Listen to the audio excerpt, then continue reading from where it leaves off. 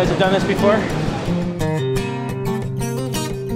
I do a lot of my one-on-ones with my managers on chairlifts and on skis. Welcome to Whistler. My name's Joel Chevalier. I'm the director of, well, you would all know it as Human Resources. We call it Employee Experience at Whistler Blackcomb in fabulous Whistler, British Columbia. I'm going to take the next little while to talk to you guys about employee engagement and helping drive employee engagement through making some tough decisions. I will say Whistler Blackcomb is an amazing place to work. It's a lot of fun, a lot of great people. That's why I've been here for 10 years and we have a lot of folks that have been here for 20, 30 and 40 years. But like any business, and through the last few years of tough economic times, we had to make some pretty challenging decisions that we didn't necessarily like to have made. But they were a necessity, they were economically driven. We have had to reduce staff. I think in 2007, 2008, and 2009, we've reduced our staff complement by probably 60 or 70 people, and not frontline folks, but employees that were in coordinator, supervisor, manager level, and even executive level positions. We had to roll back salaries and wages in some circumstances and reduce our compensation packages like RSP contributions. That's all been really tough stuff, as well as mandating mandatory unpaid time off. Those were really, really hard decisions that we didn't want to have to make. We've built a real culture of trust with our staff, and we've worked really hard at that. There isn't anyone at Whistler Blackcomb that doesn't want to be here, and we took that very heavily in any decision that we made, and we looked at the easiest way that we could make a difficult decision and spread it across the most number of people to reduce that ultimate impact. How do I see HR's role within Whistler Blackcomb? It's a big player.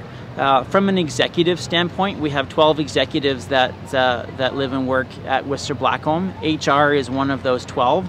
We're no more important than our operations division. We're no more important than food and beverage or finance. We're one of 12 key players. And the 12 executives at Whistler Blackcomb are thoroughly bought in that most of the great HR directions and decisions that get made at Whistler Blackcomb come because we have an executive that believe that that's the way it should be.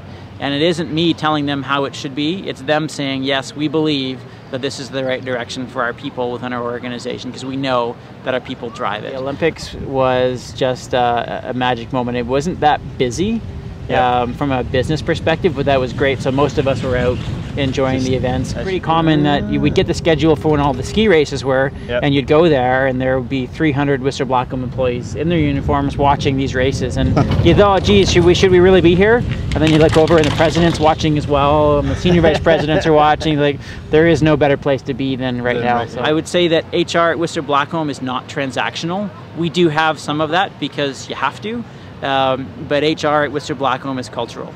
I know looking at tough decisions, there's a lot of stuff on the plate. There's a lot of things that you can and that you can't do.